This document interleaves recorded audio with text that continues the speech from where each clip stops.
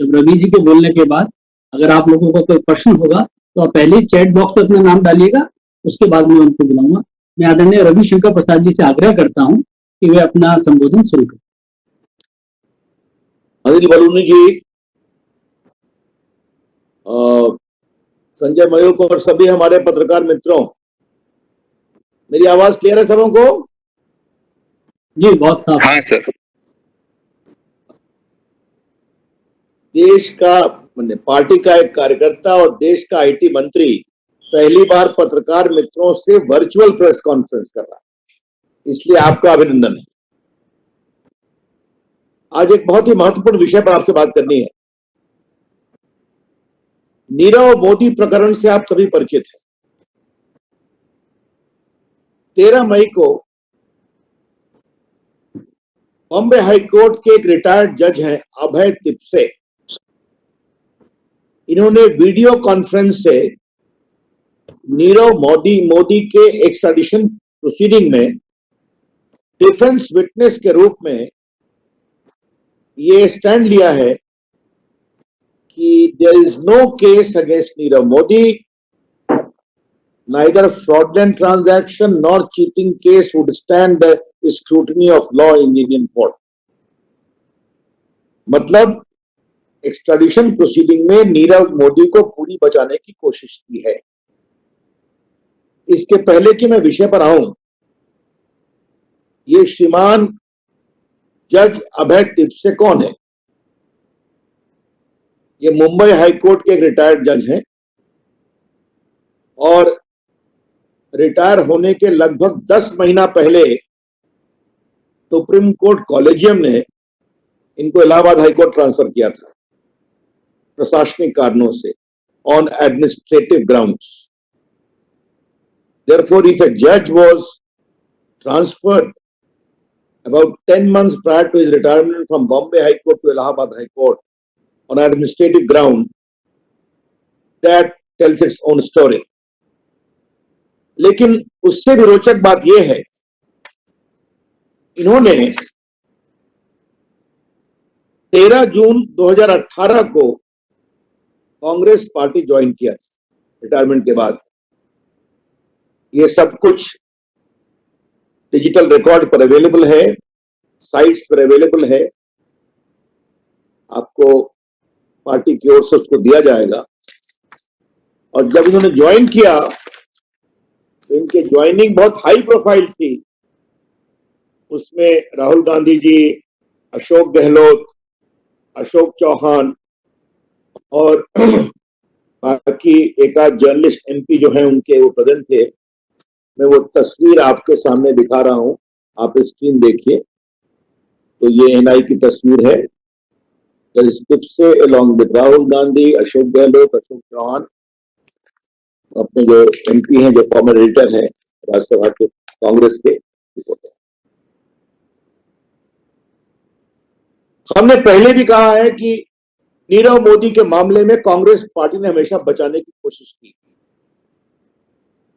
आपको याद होगा ये पूरा इनका जो उनको मिलता था, आप भी जानते हैं ये पूरी चीज क्या थी कि उनको लेटर ऑफ अंडरटेकिंग फेक मिलती थी, उसके आधार पर गारंटी मिलती थी और उसके आधार पर वो कंट्री में एक्सपोर्ट करते थे फॉरेन बैंकों से। और ये सब मामला लगभग अच्छे हजारों करोड़ों का है, जो अंडरटेकिंग 10,000 करोड़ की वर्थ की थी। हमने ये भी कहा था कि इस अधिकांश ये सब कुछ यूपीए 1 यूपीए 2 में हुआ था। और पूर्व में पार्टी की ओर से ये भी बताया गया था कि श्रीमान राहुल गांधी जी ने 13 सितंबर 2013 को नीरव मोदी के एक कार्यक्रम में शिरकत की थी, जिसका कोई डिनायल नहीं हुआ था।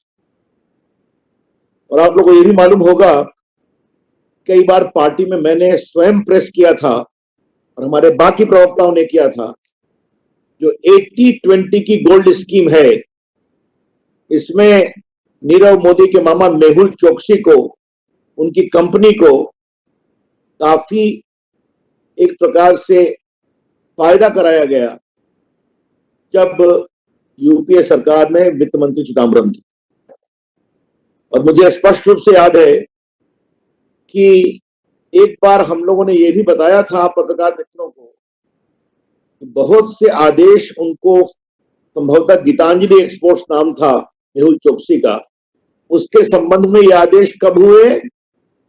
जब 2014 का इलेक्शन रिजल्ट आ गया था। तो an acting government, caretaker government, even after being defeated, took many decisions in a manner deeply questionable. तो कांग्रेस पार्टी ने हर प्रकार से, चाहे वो नीरव मोदी हो, चाहे वो मेहुल चोकसी हो, उनको बचाने की कोशिश की। अब जब वो गिरफ्तार हो गए हैं और उनके खिलाफ एक्स्ट्राडिशन प्रोसीडिंग चल रही है, तो कांग्रेस के एक मेंबर जो जज, रिटायर्ड जज हैं, वो डिफेंस में गवाही दे रहे हैं।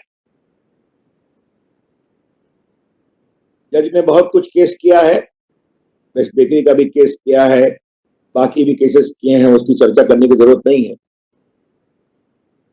ये सबऑर्डिनेट जुडिशरी से आए। जैसा मैंने पहले बताया, रिटायरमेंट के 10 महीना पहले प्रशासनिक कारणों से इनको मुंबई हाईकोर्ट से इलाहाबाद हाईकोर्ट ट्रांसफर किया गया था।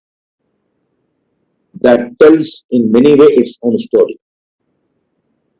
तो अब तो इतना सस्पिशियस सर्कमस्टेंसेस है, there is so much of suspicious circumstances surrounding the entire sort of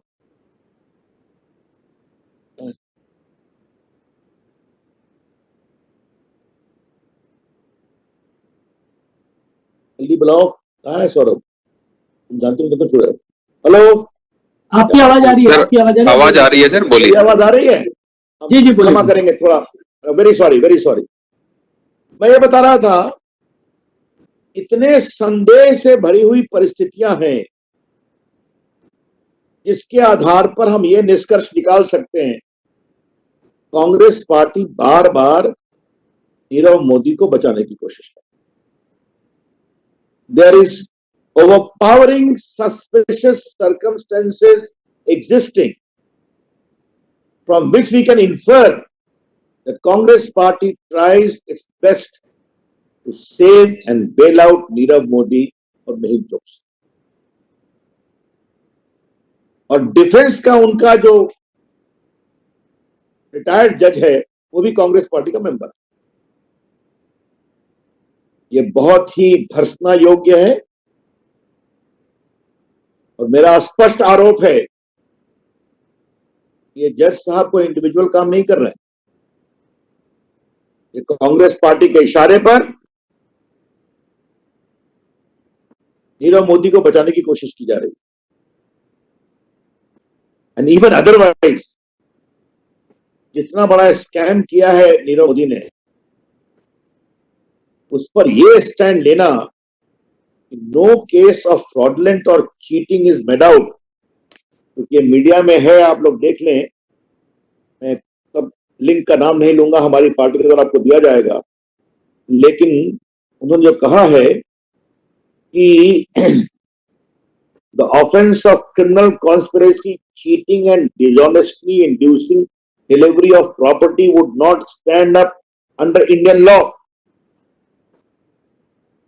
जो लॉ की बेसिक समझदारी रखता है, वो भी ये कह सकता है ये ओपिनियन बिल्कुल ही कोलिसिव है, ये ओपिनियन गलत है। लेकिन जब नीरव मोदी को भारत लाने की देश की अपेक्षा है, भारत सरकार के हस्तक्षेप के बाद उसका बार बार बेल रिजेक्ट हुआ, आज उसको भारत लाने की पूरी कार्रवाई चल रही है, तो उसमें कांग्रेस का एक मेंबर जो रिटायर्ड जज है, उसके बचाव में खड़ा होता है to a legally unsustainable stand. ये है विषय, हम इसे बहुत ही गंभीर विषय मानते हैं। BJP condemns this sinister attempt of the Congress party to bail out this great fugitive from India. I should not call him a great fugitive. He is a criminal, Nirav Modi. And who is trying to bail him out? A Congress member who is a retired judge of High Court. ये जो पूरा विषय है, इसके हम बहुत भर्त्सना करते हैं। ये कांग्रेस का सही चेहरा एक्सपोज करता है। कांग्रेस पार्टी ने जिस प्रकार से बेबुनियाद आरोप लगा करके नीरव मोदी का विषय उठाया था, उनकी सच्चाई सामने आ जाती है, जो डॉक्यूमेंटेड होती है। पहले भी बताया, जो सारे लेटर ऑफ अंडरटेकिंग्स थे अधिकांश उनके समय इशू किए गए। राहुल गांधी पहुंचे उनके कार्यक्रम में, फिर इलाहाबाद बैंक का बड़ा सा लोन मिल गया उनको। और जो मेहुल चोकसी हैं, उनके गीतांजलि एक्सपोर्ट को 80-20 गोल्ड स्कीम में तो फायदा हुआ, वो किसके वित्त मंत्री काल में हुआ, ये चर्चा हम कर चुके। अब ये अंतिम कड़ी है। Every time Congress party stands out to bail out Nirav Modi and Mehul Choksi, Congress हमेशा खड़ी हो जाती है। हम इसकी भर्त्सना करते हैं और हम देश को यह आश्वस्त करते हैं कि नीरव मोदी को भारत में एक्स्ट्राडिट करके लाने में कोई कसर नहीं छोड़ी जाएगी। और हमारी ओर से ये जो कोल्यूसिव ओपिनियन है ऑफ ए रिटायर्ड जज who is a Congress member, इसको भी हम एक्सपोज करें। That's all from my side, friends. सभी पत्रकार मित्रों से मेरा आग्रह है कि जिनका कोई प्रश्न हो वो चैट बॉक्स में अपना नाम लिखें, और जब मैं उनका नाम लूंगा तो अपना माइक को अनम्यूट करें और उसके बाद बोलना शुरू करें। महुआ चटर्जी से मेरा आग्रह है कि वो अपना सवाल पूछें। महुआ जी, आप अपना माइक को अनम्यूट कीजिए और सवाल पूछिए। Can you hear me? Yes, I can. No, I can. Thank you, Ravi Shankar ji. Good Namaste. afternoon to you. Namaste, namaste. You have earlier also said, soon after, from the time on that Nirav Modi has escaped, that all the fraudulent affairs that he is concerned with and all the cheating that he is being accused of, most of those activities took place during the UPA coup regime, and so this is not the first time that you're making those allegations. My question is that even recently, as you point out, there has been an attempt from the Congress party to stall his extradition. But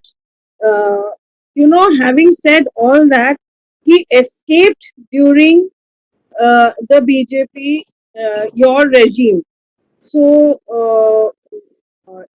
now, what do you see the chances of bringing him back? I mean, you just said that there will be no attempt. No, there will be all attempt and all. Everything will be done to get him over. But when do you expect this to happen? And end of the day, he did escape during the BJP regime. What would you have to say to that? That's it. The reply is very simple. Once he learnt about all the attempts being made, he did run away. But what we have done, did we confiscate all his properties or not? Did we auction all his properties or not? Have we recovered substantial amount or not? Did we chase him globally or not? Did we effectively oppose all the proceedings he undertook in the British courts or not? These are the evidence of our earnestness and our seriousness. And see, Congress party, he could not get anyone else than a retired judge about whom I have already explained, was his background, who is a Congress member, comes to his defense. That's the last. Thank you. Paulami Shah अपना सवाल पूछिए। पॉलमी शाह अपना mic को unmute कीजिए और अपना सवाल पूछिए। पॉलमी शाह।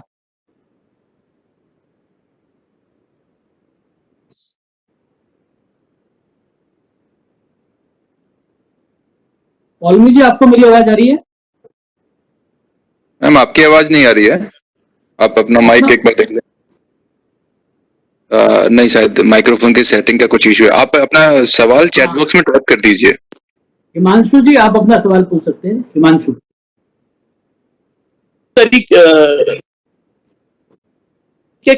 केसेस के अंदर कई बार बीजेपी की तरफ से भी कई वरिष्ठ मंत्री पेश हुए हैं जब कोई करप्शन का केस हो, कोई इस तरीके के केसेस के अंदर, जैसे अरुण जेटली जी डाउस केमिकल के लिए अपीयर हुए थे।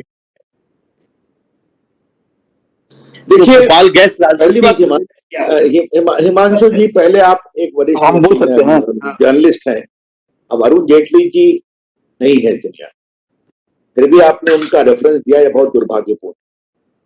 लेकिन ये सच्चाई है, आपने उठाया है, अरुण जेटली देश के बड़े वकील। प्रोफेशनल कमिटमेंट एक होता है, आप बात समझ रहे हैं, और कभी उन्होंने मंत्री के रूप में, बाकी रूप में सख्त से सख्त कार्रवाई की, आप भी जानते हैं। हमें ये बताइए कि जज साहब क्या है? जज साहब क्या बहुत बड़े प्रोफेशनल हैं क्या? बहुत बड़े आर्बिट्रेटर हैं क्या? एक गंभीर मामले में, और फिर मैं रिपीट करना चाहता हूं, उनका ओपिनियन बिल्कुल कानून से परे है। उनका ओपिनियन कानून की बेसिक समझदारी से परे है। में एक रिटायर्ड हाईकोर्ट जज जो कांग्रेस का मेंबर है, अपने जज के स्टेटस का दुरुपयोग करके कानून की गलत व्याख्या कर रहा है और बचाने की कोशिश कर रहा है। यह गंभीर विषय है, और वो कांग्रेस का मेंबर है, इसलिए अधिक सवाल उठे। अमित पांडे, न्यूज 18। अमित जी, अपने माइक को अनम्यूट कीजिए और अपना सवाल पूछिए। नीरव मोदी का जो केस है सर, किस स्टेज पर पहुंचा है, बंद हो जाना, और किस स्टेज तक उसको प्रेजेंट कर पाई है, और इनके इस स्टेटमेंट से कितना डैमेज पहुंचा है आपके हिसाब से? देखिए, पहले आप एक बात जान लीजिए, भारत की जो प्रोसिक्यूशन एजेंसीज हैं, चाहे वो सीबीआई है, चाहे वो इन्फोर्समेंट डायरेक्टरेट है, या बाकी है, वो अपना काम कर रहे हैं, और उन्हीं के कामों का ये असर हुआ है कि उनको बेल नहीं मिला। आपको मालूम है, वो काफी दिनों से जेल में, और एक्स्ट्राडिशन प्रोसीडिंग की भी कार्रवाई चल रही है। मुझे उचित नहीं लगेगा कि मैं मीडिया के सामने उस डिटेल्स को रखूं, लेकिन जो इनकी रिपोर्ट है या स्टैंड है, इसका कोर्ट में प्रभावी जवाब दिया जाएगा। लेकिन आज पार्टी की ओर से देश को बताना जरूरी है कि कांग्रेस पार्टी से जुड़े हुए लोग कांग्रेस पार्टी के इशारे और कांग्रेस पार्टी के प्रभाव में नीरव मोदी को बचाने की कोशिश।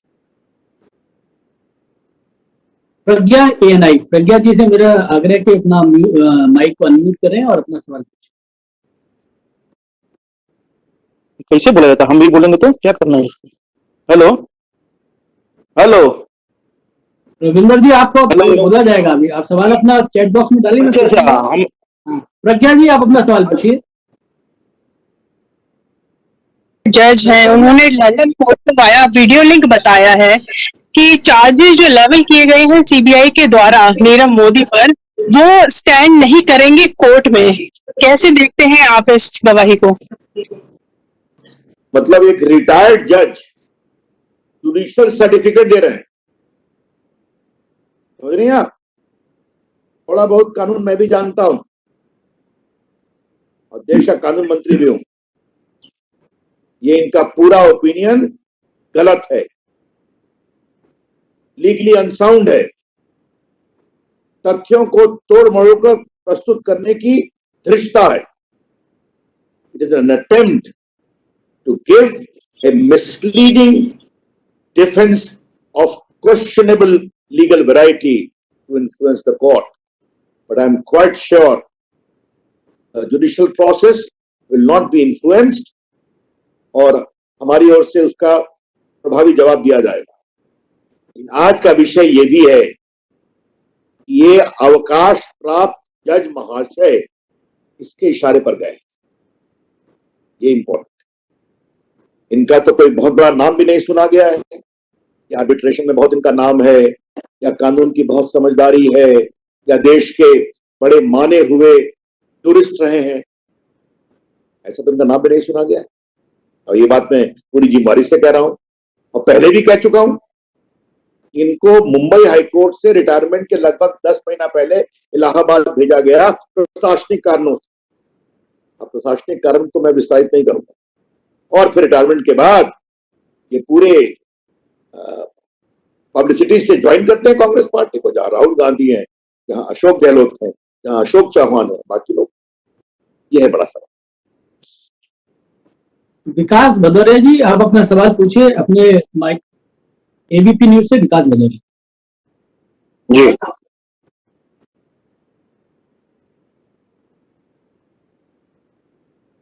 नमस्कार रवि जी, मैं विकास भदौरिया बोल रहा हूँ। मेरा सवाल ये है कि कोई भी जज जी नमस्ते रिटायर होने के बाद प्रैक्टिस कोर्ट में एक सर्टेन टाइम पीरियड की बात कर सकता है, तो ऐसी सूरत में अगर वो प्रैक्टिस कर सकते हैं, किसी भी आरोपी के लिए वो कोर्ट में मुकदमा लड़ सकते हैं, वो किसी भी पार्टी के सदस्य रहते हुए ऐसा कर सकते हैं, तो इसमें आपकी आपत्ति क्या है?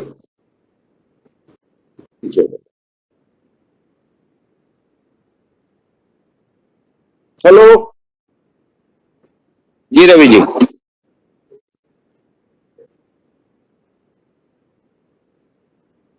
देखिए, पहली बात मैंने पहले ही स्पष्ट किया, रिटायरमेंट करने के बाद वो वकालत कर सकते हैं, वो सुप्रीम कोर्ट, और रिटायरमेंट के बाद आप बॉम्बे हाई कोर्ट में वकालत नहीं कर सकते, आप इलाहाबाद हाई कोर्ट में वकालत नहीं कर सकते, आप किसी और हाई कोर्ट में कर सकते हैं या सुप्रीम कोर्ट में कर सकते हैं। जहां तक मेरी जानकारी है वो ऐसा नहीं कर रहे। वो कोई देश के बहुत बड़े जबरदस्त विधिवेता है, ऐसा भी नहीं है। उनका आर्बिट्रेशन में बहुत नाम है, ऐसा भी नहीं है। कांग्रेस के मेंबर बन गए और अब उनके डिफेंस में खड़ा हो गया। ये है सवाल।